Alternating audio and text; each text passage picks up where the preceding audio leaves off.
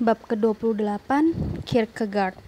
Eropa sedang dalam perjalanan menuju keruntuhan. Hilde menatap jamnya. Kini sudah jam 4 lebih. Dia meletakkan map di atas mejanya dan berlari menuruni tangga ke dapur. Dia harus sampai di rumah perahu sebelum ibunya mulai bosan menunggu. Dia melihat selintas pada kaca kuningan ketika dia melewatinya. Dengan cepat dijerangnya cerek untuk teh dan disiapkannya beberapa sandwich. Dia telah memutuskan untuk memainkan semacam tipuan terhadap ayahnya. Hilde merasakan semakin berpihak pada Sophie dan Alberto. Rencananya akan dimulai ketika ayahnya tiba di Copenhagen. Dia turun ke rumah perahu dengan sebuah nampan besar. "Inilah sarapan kedua kita," katanya. Ibunya memegang sebuah balok yang dibungkus amplas. Dia mendorong segumpal rambut yang menutup keningnya ke belakang. Ada pasir pula di rambut itu. "Kalau begitu kita batalkan saja makan malam." Mereka duduk di luar di atas dok dan mulai makan. "Kapan ayah tiba?" tanya Hilde setelah sesaat. "Hari Sabtu, kukira kamu tahu itu." "Tapi kapan saatnya? Tidakkah ibu mengatakan dia berganti pesawat di Copenhagen?" "Itu benar." Ibunya menggigit sepotong sandwich. Dia sampai di Copenhagen sekitar jam 5. Pesawat menuju Kristiansand berangkat pada jam 8 kurang seperempat. Dia mungkin akan mendarat di Kjevik pada jam setengah 10. Jadi dia sempat tinggal beberapa jam di Kastrup. "Ya, mengapa?" "Tidak apa-apa, aku hanya bertanya-tanya." Ketika Hilde berpikir waktu jeda yang terlewat sudah cukup, dia berkata dengan santai, "Sudahkah ibu mendengar kabar dari Anne dan Ole belakangan ini?" Mereka kadang-kadang menelpon. Mereka akan pulang untuk berliburan pada bulan Juli. "Tidak sebelumnya?" "Tidak, kukira tidak." "Jadi mereka akan ada di Copenhagen minggu ini?" "Ada apa dengan pertanyaan-pertanyaan ini, Hilde?" "Tidak apa-apa, cuma omong-omong aja." "Kamu menyebut Copenhagen 2 kali. Masa?" "Kita membicarakan ayah yang mendarat di... Mungkin itulah sebabnya aku memikirkan Anne dan Ole." Begitu mereka selesai makan, Hilde mengumpulkan sebuah mangkuk dan piring di atas nampan. "Aku harus meneruskan membaca, Bu." "Kukira memang begitu." Apakah ada nada mencela dalam suaranya? Mereka telah berjanji memperbaiki perahu sebelum ayah pulang. Ayah nyaris membuatku bertekad akan menyelesaikan buku itu sebelum dia tiba di rumah. Itu agak keterlaluan. Kalau dia pergi, dia tidak perlu mengatur-atur kita di rumah ini. "Kalau saja ibu tahu betapa dia mengatur-ngatur orang," kata Hilde dengan penuh teka-teki, "dan ibu tidak tahu betapa dia menikmatinya." Dia kembali ke kamarnya dan meneruskan membaca. Tiba-tiba Sophie mendengar ketukan di pintu. Alberto memandangnya dengan galak. "Kami tidak ingin diganggu." Ketukan itu menjadi semakin keras. "Aku akan menceritakan kepadamu tentang seorang filosof Denmark yang dibuat marah oleh filsafat Hegel," kata Alberto.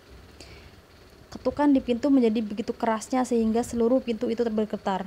"Itu sang mayor, tentu saja. Dia mengirimkan hantu-hantu untuk mengetahui apakah kita menelan umpannya," kata Alberto. "Baginya itu tidak terlalu sulit. Tapi jika kita tidak membuka pintu dan melihat siapa itu, dia pun tidak akan kesulitan untuk merobohkan seluruh tempat ini pula." "Kamu mungkin benar. Sebaiknya kita buka pintunya." Mereka berjalan ke pintu. Karena ketukan itu demikian keras, Sophie berharap akan melihat seseorang yang sangat besar. Tapi yang berdiri di atas undakan itu adalah seorang gadis kecil dengan rambut panjang yang indah mengenakan baju biru. Dia memegang 2 botol di masing-masing tangannya. Botol yang satu berwarna merah, yang lainnya biru. "Hai," kata Sophie. "Siapakah kamu?" "Namaku Alice," kata gadis itu memberi hormat dengan malu-malu. "Kukira begitulah," kata Alberto sambil mengangguk. "Itu Alice dari negeri ajaib. Bagaimana dia bisa sampai menemui kita?" Alice menjelaskan, "Negeri ajaib adalah negeri yang sama sekali tidak ada batasnya. Itu berarti bahwa negeri ajaib ada di mana-mana, agak mirip dengan PBB. Ia mestinya menjadi anggota kehormatan PBB. Kita mestinya punya wakil-wakil di semua komite, sebab PBB juga didirikan akibat ketakjuban orang-orang." Mayor itu," Alberto memberengut. "Dan apa yang membawamu ke sini?" tanya Sophie. "Aku harus memberi Sophie botol-botol kecil filsafat ini. Dia menyerahkan botol-botol itu kepada Sophie. Ada cairan merah di satu botol dan biru di botol yang lain. Cap di botol merah itu berbunyi, 'Minum aku,' dan pada botol biru juga, 'Minum aku juga.' Saat berikutnya, seekor kelinci putih datang dengan bergegas melewati gubuk. Dia berjalan tegak di atas kedua kakinya serta mengenakan rompi dan jaket. Tepat di depan gubuk ia mengeluarkan jam saku dari saku rompinya dan berkata, "Aduh, aku akan terlambat." Lalu dia meneruskan larinya. Alice mulai berlari mengejarnya. Tepat sebelum dia masuk ke dalam hutan, dia memberi hormat lagi dan berkata, "Kini mulai lagi. Sampaikan salam kepada Dinah dan sang ratu." Sophie berseru di belakangnya. Alberto dan Sophie tetap berdiri di undakan di depan pintu meneliti botol-botol itu. "Minum aku dan minum aku juga." Sophie membaca. "Aku tidak tahu apakah aku berani. Ini mungkin beracun." Alberto hanya mengangkat bahu. Botol-botol itu berasal dari sang mayor, dan semua yang berasal dari sang mayor itu hanya ada dalam pikiran. Jadi itu cuma sari buah bohongan. Sophie melepaskan tutup botol merah dan menempelkannya dengan waspada ke bibirnya. Sari buah itu terasa aneh manisnya, tapi itu belum semua. Ketika dia minum, sesuatu mulai terjadi di sekelilingnya. Rasanya seakan-akan danau dan hutan serta gubuk itu semuanya menyatu. Tak lama kemudian, tampaknya segala sesuatu yang dilihatnya menjadi satu orang, dan satu orang itu adalah Sophie sendiri.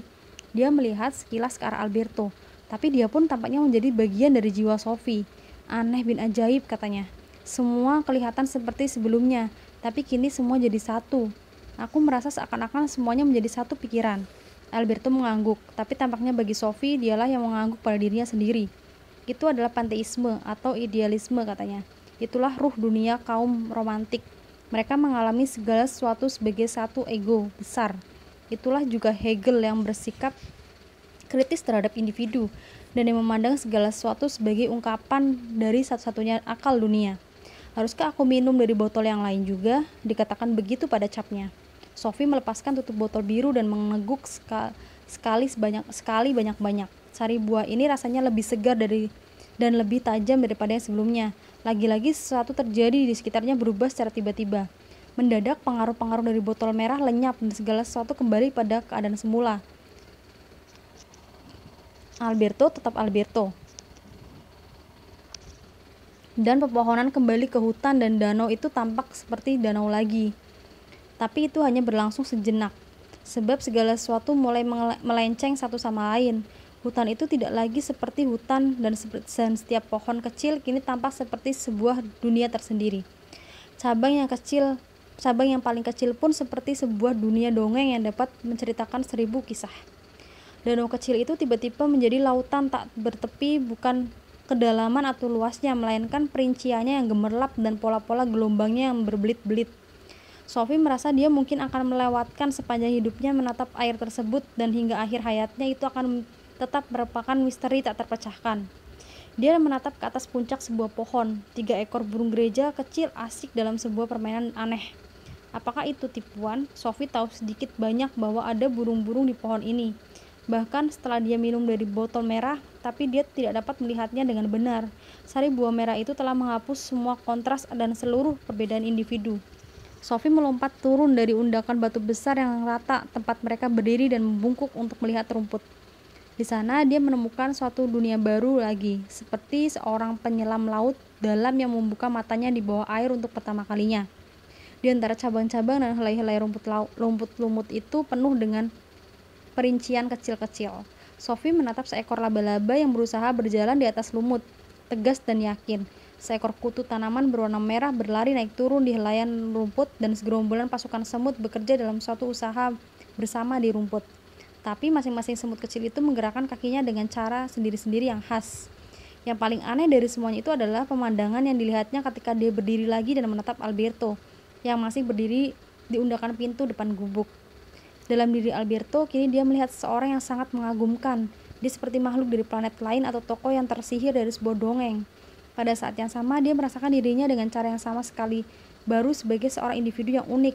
Dia lebih dari seorang manusia, seorang gadis 15 tahun. Dia adalah Sophie Amundsen dan hanya dialah itu. "Apa yang kamu lihat?" tanya Alberto. "Aku melihat bahwa Anda seekor burung yang aneh." "Kamu pikir begitu?" "Kukira aku tidak akan dapat mengerti seperti apa rasanya menjadi orang lain. Tidak ada 2 orang yang sama di seluruh dunia ini. Dan hutan itu tidak sama lagi. Hutan itu seperti alam raya dengan cerita-cerita menakjubkan. Seperti yang sudah kuduga, botol biru itu adalah individualisme. Itulah misalnya reaksi Soren Kierkegaard terhadap idealisme kaum romantik.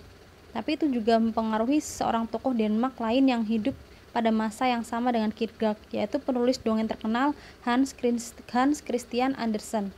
Dia mempunyai ketajaman mata yang sama untuk kekayaan perincian alam yang luar biasa. Seorang filosof yang melihat hal yang sama lebih dari seabad sebelumnya adalah Leibniz dari Jerman. Dia bereaksi terhadap filsafat idealistik Spinoza sebagaimana Kierkegaard bereaksi terhadap Hegel. Aku dapat mendengar Anda, tapi Anda kedengaran sangat lucu sehingga aku ingin tertawa. Itu dapat dimengerti setelah seteguk lagi dari botol merah. Ayolah, mari duduk di sini diundangkan. Kita akan membicarakan sedikit tentang Kierkegaard sebelum kita berhenti untuk hari ini. Sophie duduk di atas undakan di samping Alberto. Dia minum sedikit dari botol merah dan segala sesuatu mulai menyatu lagi. Sesungguhnya semua itu benar menyatu. Sekali lagi dia mempunyai perasaan bahwa perbedaan tidak ada artinya lagi. Tapi dia hanya perlu menyentuhkan botol biru ke bibirnya lagi agar dunia di sekitarnya tampak kurang lebih sama dengan ketika Alice datang membawa 2 botol tersebut. Tapi manakah yang benar? Kini dia bertanya, apakah botol merah atau botol biru yang memberikan gambaran yang benar? Dua-duanya, yang merah dan yang biru, Sophie. Kita tidak dapat mengatakan bahwa kaum romantik salah dengan pendapat mereka bahwa hanya ada satu realitas. Tapi mungkin mereka agak sedikit sempit dalam memandang segala sesuatu. Bagaimana dengan botol biru? Kau kira Kierkegaard pasti lebih meneguk banyak-banyak dari yang itu. Dia jelas mempunyai pandangan yang tajam bagi makna penting individu. Kini kita lebih dari sekedar anak-anak zaman. Dan selain itu, kita masing-masing adalah individu unik yang hanya hidup sekali. Dan Hegel tidak banyak membicarakan hal itu. Tidak, dia lebih tertarik pada jangkauan sejarah yang luas. Inilah yang membuat Kierkegaard marah. Dia beranggapan bahwa idealisme kaum romantik maupun historisme Hegel telah mengaburkan tanggung jawab individu terhadap kehidupannya sendiri. Oleh karena itu, bagi Kierkegaard, Hegel dan kaum romantik mempunyai kesalahan yang sama. Aku dapat mengerti mengapa dia begitu marah. Søren Kierkegaard dilahirkan pada 1813 dan dididik dengan sangat keras oleh ayahnya. Melankolia keagamannya merupakan warisan dari ayahnya ini. Kedengarannya tidak menyenangkan. Karena melankolia inilah dia merasa wajib membatalkan pertunangannya, sesuatu yang dianggap tidak begitu baik oleh kalangan borjuis Copenhagen. Bagaimanapun, lambat laun dia berusaha untuk memberikan sesuatu sebagaimana yang diterimanya. Dan makin lama dia makin menjadi apa yang di kemudian hari digambarkan oleh Henrik Ibsen sebagai musuh masyarakat. Semua itu dikarenakan pertunangannya yang batal? Tidak, bukan hanya karena itu. Menjelang akhir hayatnya, terutama dia menjadi sangat kritis terhadap masyarakat. Seluruh Eropa sedang menuju kebangkrutan, katanya. Dia percaya bahwa dia hidup pada suatu zaman yang sama sekali tidak mengindahkan hasrat dan kesetiaan. Dia sangat marah pada kehambaran gereja Lutheran Denmark yang telah mapan.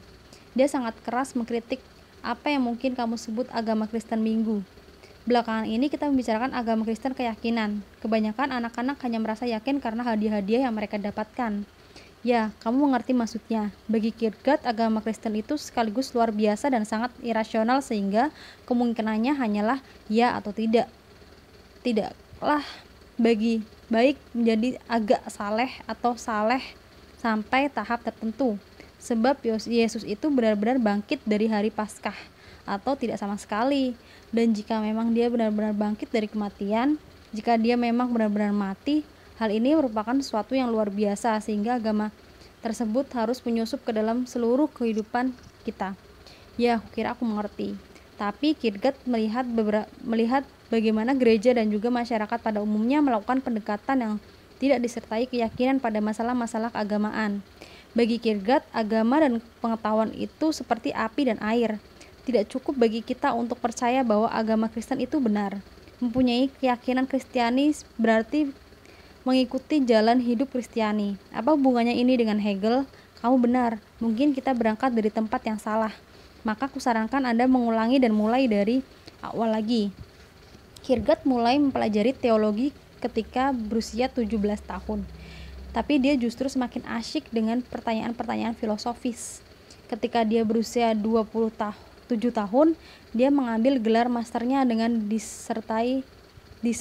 disertasi mengenai konsep ironi.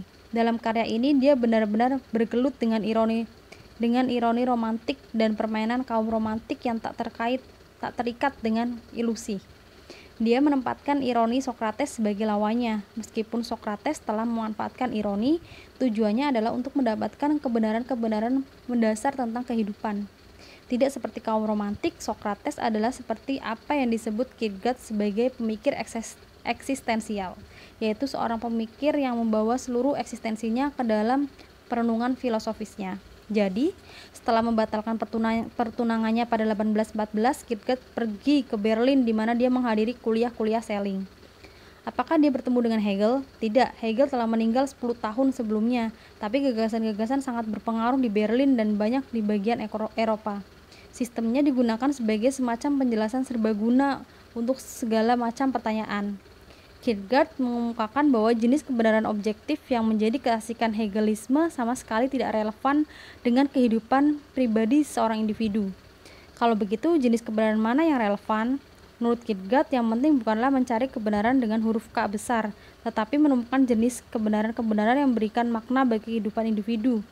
Yang lebih penting adalah menemukan kebenaran untukku. Maka dia menggerakkan individu atau setiap orang untuk melawan sistem. Kierkegaard menganggap Hegel telah lupa bahwa dia adalah seorang manusia. Inilah yang ditulisnya mengenai penganut Hegel.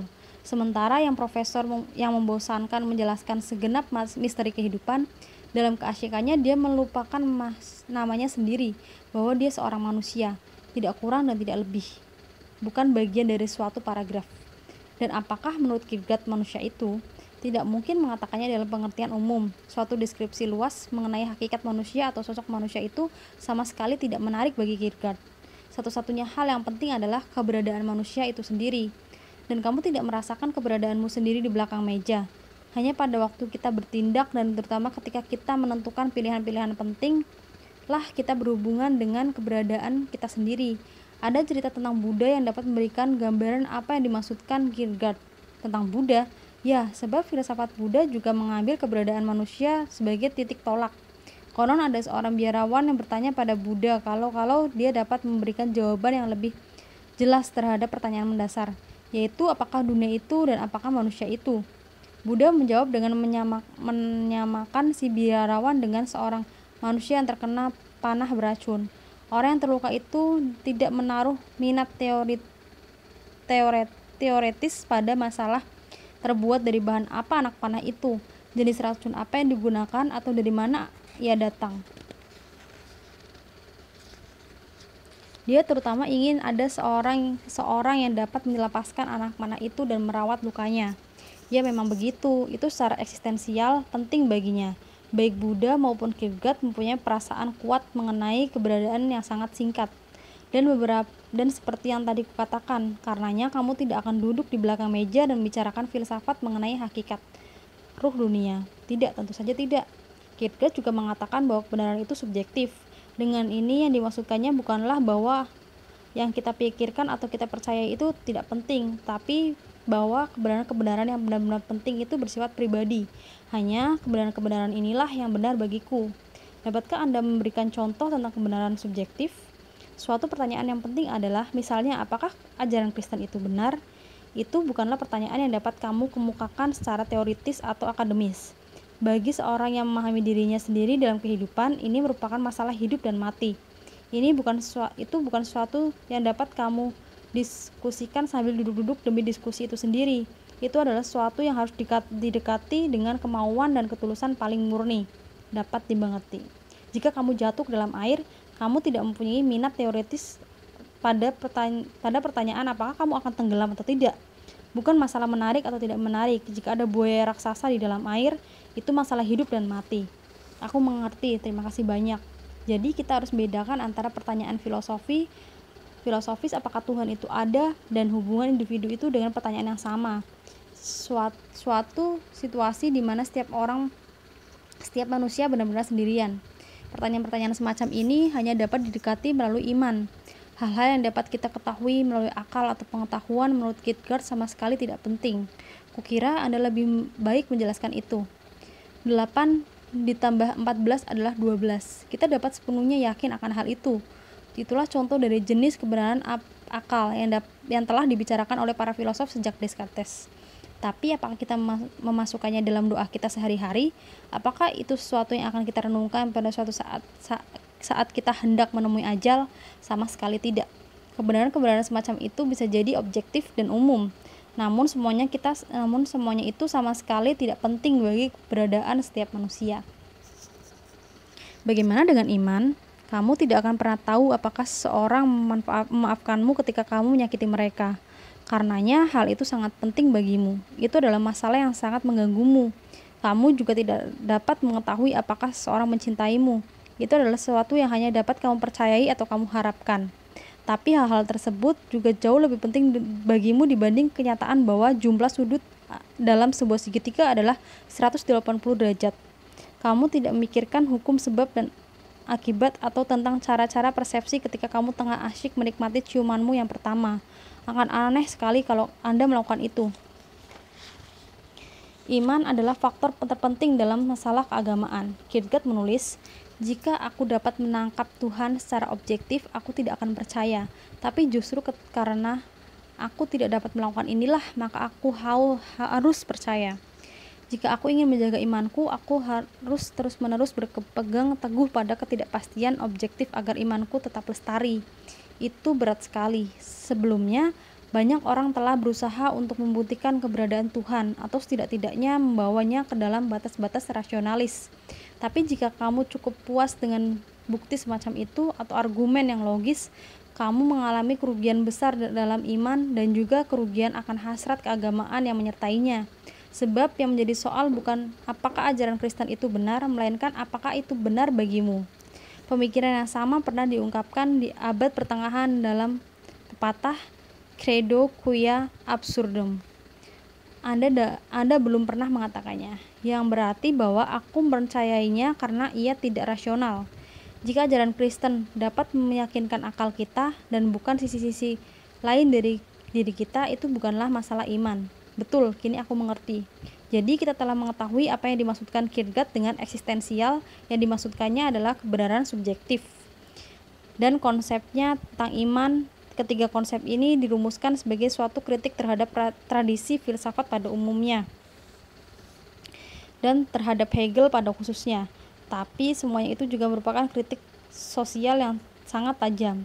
Individu dalam masyarakat kota modern telah menjadi publik katanya. Dan ciri yang menonjol dari kerumunan orang atau massa adalah pembicaraan mereka yang tidak menunjukkan pendapat pribadi. Kini kita mungkin menyebutnya kesesuaian, yaitu jika setiap orang berpikir atau mempercayai hal-hal yang sama tanpa mempunyai perasaan yang lebih dalam mengenainya. Aku jadi ingin tahu apa yang akan dikatakan oleh Kierkegaard kepada orang tua Yohana. Dia tidak selalu ramah dalam menilai. Dia mempunyai pena yang tajam dan kecenderungan pada ironi yang pahit. Misalnya, dia dapat mengatakan hal seperti pendapat orang banyak adalah kebohongan, atau kebenaran hanya ada di pihak minoritas, dan bahwa kebanyakan orang mempunyai pendekatan yang dangkal terhadap kehidupan. Mengumpulkan boneka Barbie sih boleh aja, tapi menjadi boneka Barbie lebih buruk lagi. Itu membawa kita pada teori Kierkegaard tentang apa yang dinamakan 3 tahap di jalan kehidupan. Apa? Kierkegaard percaya bahwa ada 3 bentuk kehidupan. Dia sendiri mengatakan istilah tahap. Dia menyebut tahap estetika, tahap etika, dan tahap religius. Dia menggunakan istilah tahap untuk menekankan bahwa orang dapat hidup dalam 1 atau 2 tahap yang lebih rendah, dan kemudian tahap-tahap melompat ke tahap yang lebih tinggi. Banyak orang hidup pada tahap yang sama sepanjang hidup mereka. Aku yakin ada penjelasannya nanti. Aku penasaran untuk mengetahui di mana tahap aku berada. Orang yang hidup pada tahap estetika hidup saat untuk ini dan menangkap setiap kesempatan untuk menikmatinya. Yang dianggap baik adalah apapun yang indah, memuaskan, atau menyenangkan. Orang ini hidup sepenuhnya di dunia indera dan menjadi budak nafsu dan perasaannya sendiri. Segala sesuatu yang membosankan itu buruk. Ya, terima kasih, kukira aku mengenal sikap itu. Oleh karena itu, penganut romantik adalah juga penganut estetika, sebab mereka mengutamakan kenikmatan indriawi. Seorang yang punya pendekatan reflektif terhadap realitas, atau dalam hal itu terhadap karya seninya atau filosofi yang diyakininya, berarti dia hidup pada tahap estetika. Bahkan ada kemungkinan orang mempunyai sikap estetis atau reflektif terhadap kesedihan dan penderitaan.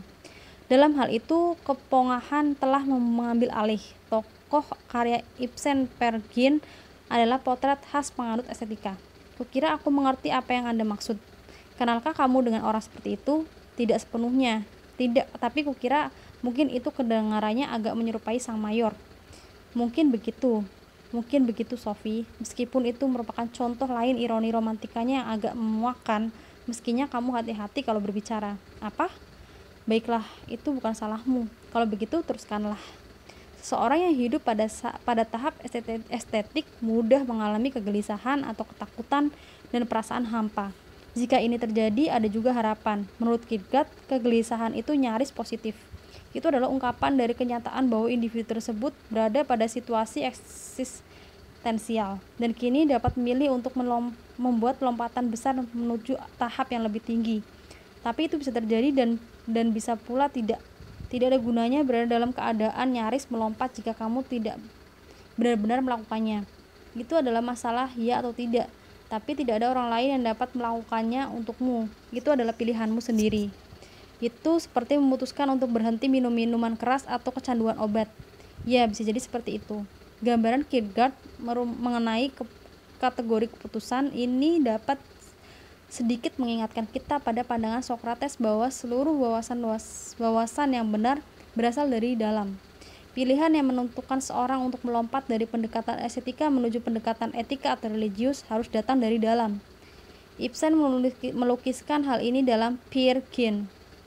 Penggambaran elok lainnya tentang bagaimana pilihan eksistensial melompat dari kebutuhan batin dan keputusasaan dapat ditemukan dalam novel besar Dostoevsky, Kejahatan dan Hukuman, Crime and Punishment.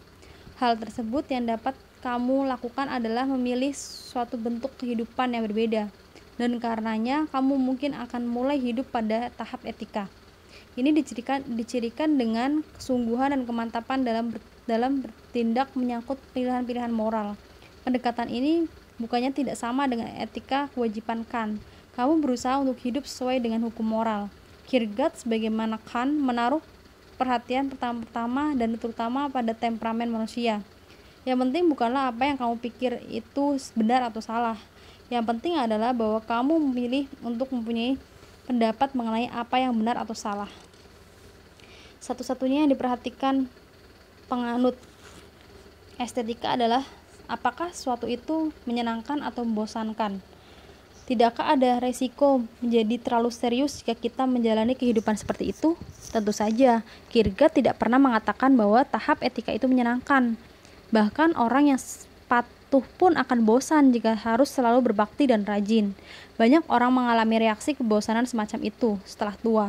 Sebagian kembali lagi pada kehidupan reflektif dari tahap estetika mereka.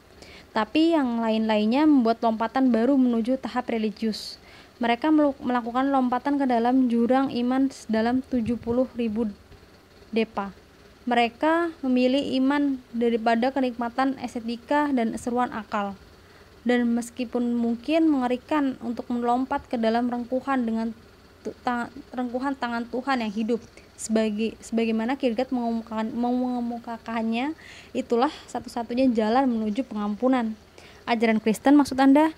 Ya, sebab bagi Kierkegaard tahap religius itu berarti ajaran Kristen, tapi dia juga berpengaruh terhadap para ahli pikiran Kristen. Eksistensialisme yang diilhami oleh filosof Denmark itu berkembang luas pada abad ke-20. Sophie menatap sekilas ke jamnya. Kini sudah hampir jam 7, aku harus segera pulang, ibuku bisa marah. Dia melambai pada sang filosof dan lari menuju perahu.